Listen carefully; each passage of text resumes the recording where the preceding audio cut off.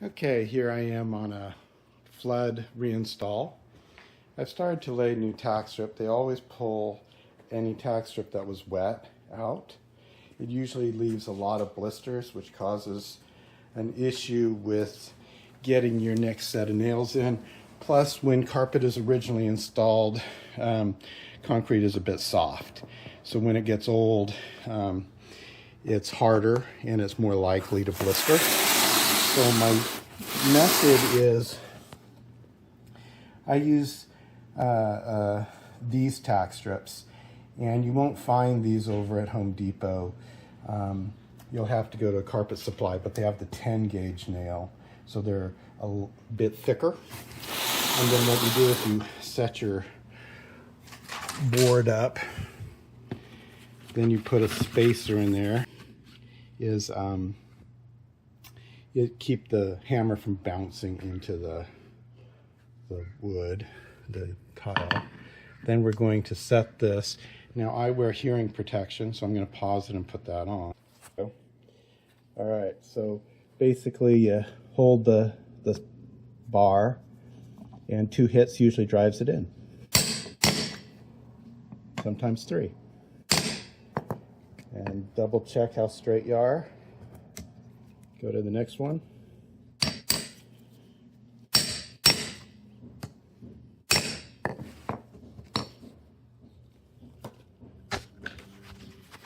And that's the method to install the tack strip. So I'm just going to work my way around the perimeter, and then I'm going to install the padding, and then we'll do the stretch. Now, one of the things I want to point out is that flood guys make a lot of money, but the install is much more difficult than them peeling it back and cutting away, padding and popping all these tack strips off. So their part, while it seems like they're saving your life, this is much harder, and we charge so much less for it.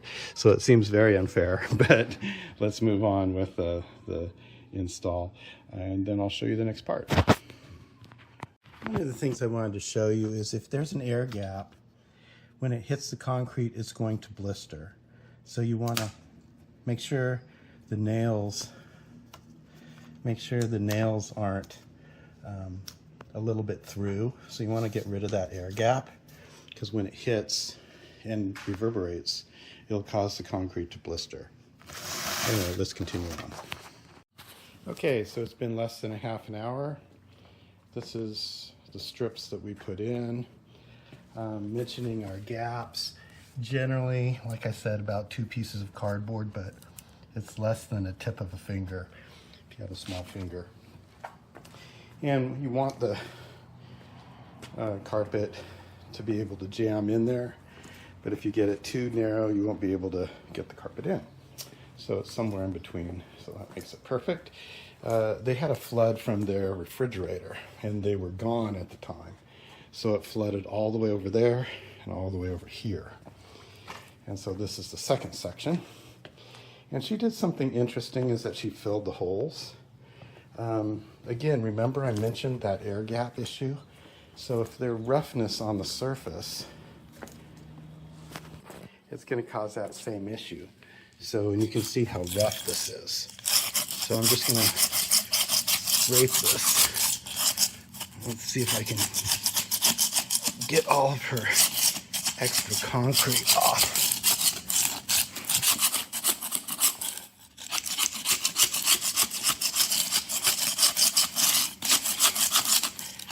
So a little extra work here, but if I don't do this, I'm going to be trying to get, the tack strips are just going to be bouncing. Well, either way, we wouldn't be nailing in the same holes. So there really is no problem leaving the divots. It's not that big a deal. I'm sure it's better that she's done that, but it's a little bit more work for me. So let me get this done. Okay, so this has all been scraped out, and it was a little bit hard. Once in a while we'd find a nail, and you know that's not good for the razor scraper, but I would stop in time and switch to a chisel. Over here, spent a lot of time scraping, got it flat, but there's still roughness there, so the tack strip's going to be a little bit bumpy. Hopefully I can flatten it down before I start hammering, so it'll be okay. When you hammer, you do a light tap till it touches the concrete, and then you do a drive. So you often saw me do tap, tap, tap, then bam, bam. So we want to get it to touch and then drive in. Anyway, let's vacuum this, and then I'll do this room with the tack strip. Okay, so as I feared, I only got 2 nails to stick. So this is one of those ones where we're just gonna have a lot of nails holding it down. So I'll put another row of 5 nails in, and so I got this one to stick, and geez, that one's not sticking. I thought I got 2. I think this one, or maybe it was that one. So I got 2 nails to stick. I'm going to put one in the middle of each of those, and then we'll see if those stick. Okay, so that worked. So basically you have a stash of number 10 nails that you buy, also 5/8, so you don't have to pull them out of a piece of tack strip. And but you can, you know, if you have to steal them from the tack strip. A box like that is with, I think it says it has 100 pieces, is $48. So they're about 50 cents a strip. If you go to Home Depot and buy a single strip, I think they're a couple bucks each. So there's a big difference between buying a box and buying them by the strip. For this job, I don't like to mention pricing, but I priced it for padding and tack strip and install of both of these rooms $650. And my padding cost is about $50, and my box of strip is $50. So I spent $100 before I got here. I'm gonna have a lot of strips left over, so I mean that's supplies that'll go to another job, but still spending $100 to do a $650 job and spending about 4 hours is probably what we'll be doing. Okay, so this one took about a half hour as well. You can see whenever a carpet installer has trouble, you can see where, because he has more nails. So you can see that in this corner we had a little bit of an issue with that extra layer of concrete caused a slight angle, and when a nail goes at a slight angle when it's driven, it blisters. So you have to just get it down hard, and then once it's down, it'll be, the next set will go a little better. And again, just once in a while you have a pop out, and but all of these went in pretty smoothly. No extra nails in these. This one here needed a third because it would pop out. All right, so now we're at this line. So they always are ragged. So the first step is to get rid of this ragged edge. Often you'll see an overlap onto tack strip or an overlap onto padding itself. So you want to get rid of all of this stuff and install the new padding. So let's get that done.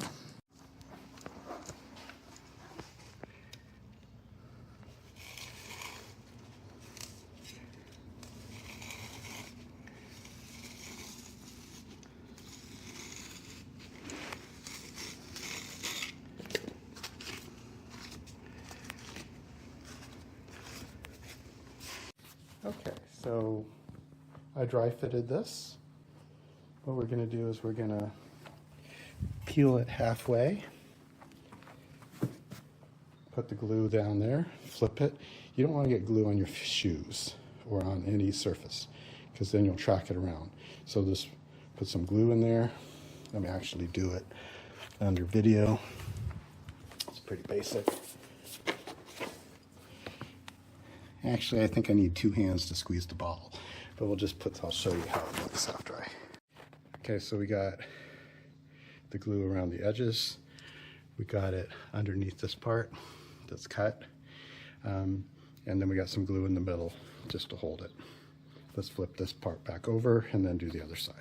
Okay, so this side is flipped. So again, we're going to get glue under this part because there's going to be a seam here. We're going to visualize where that seam is. Let's actually look at it. So it's pretty much in line with that one. So we're going to get glue on both sides of that so it'll hold down. All right, let's do it. Okay, so I always like to tape the joints just to make sure that I don't get anything popping up. Do a second trim along the edge just to make sure nothing's going to overlap my tack strip. And as I lay this, I'm going to make sure there's no debris as far as it. Sometimes people have a habit of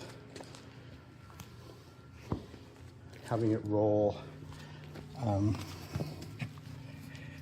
then they get some debris while they're doing their work. All right, everything looks clean. Little thingy.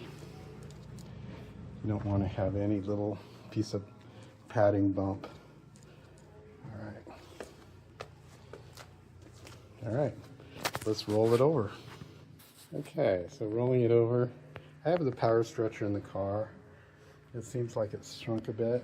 I'm gonna kick it and see how far we get. Generally, because this kind of locks down this area, all this heavy stuff, it really doesn't need a power stretcher when it's just half the room. But let's find out by doing some kick how much movement we get and if it'll all work out. Okay, so I've power stretched it. You probably figured I would do that anyway. You can kind of see that it's got quite a bit of looseness. It is attached to the tack strip, so all I have to do is do a little trim. And I added, so I use the seam sealer bottle, but I don't actually use seam sealer. I use the padding adhesive that's diluted down. They're both latex. So this is just a thinner version of that. And so since they're water cleanupable, I just use, and I find the seam sealer is a little too thin to actually hold the carpet. So I like somewhere a mix in between. So usually I'll fill this up and just add a little bit of water to thin it down. And that's what's down there. All right, let's go ahead and tuck and trim. Okay, for the most part, I didn't need to trim anything. This one side had a little extra, but everything else tucked in just fine. And this rest of this will just go in pretty quick. I'm just gonna kick it. Okay, so always test it with a snap if it's tight. So we can't lift it up. It's just super tight. And so the question of power stretching versus kicking, we power stretched it to there, so it's already held. So the kicking is just going to pull it a bit further, and it's going to work fine. The problem with running the power stretcher along the back wall, as you can see, everything would have to be moved. But tight is tight. If you can't lift it up, that's tight. So this is all installed. We have a nice edge at our tile, and it's time to do the next section. So let's walk over there.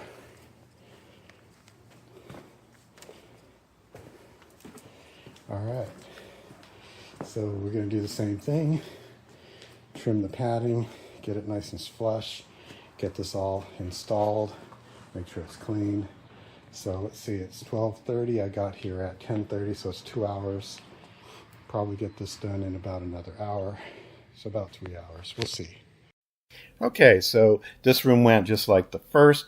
The only difference was I did power stretch this entire line. We had some weakness in the backing, probably when they went to lift the carpet on the initial flood. It got a little separation between the backing and the main fiber mesh. So by using extra adhesive and some top staples, was able to get it to hold down nice and strong, and where that wasn't an issue, it went in as usual. I also helped the lady move her furniture back, so ended up taking the full 4 hours on the stretch that I was initially thinking. I did want to mention why people might self-pay for this or install their old carpet versus putting in brand new. Generally, a flood company will build up quite a bit of needs for repairs. So they'll remove the carpet, they'll take a foot passageway along the wall board, remove that, and then remove the baseboards. But they don't do reinstalls themselves. They'll use outside trades to do that reinstall. So if you are going to be doing this, it's usually because you're saving money, because the insurance company isn't going to be paying that huge amount of money. Maybe it was a ground flood on which it's not covered, or you weren't reporting this to your insurance company, or you have an extremely high deductible, and therefore you'd have to pay way too much money. So you might have us do the installation and have the flood company taper back what some of their throwing things away.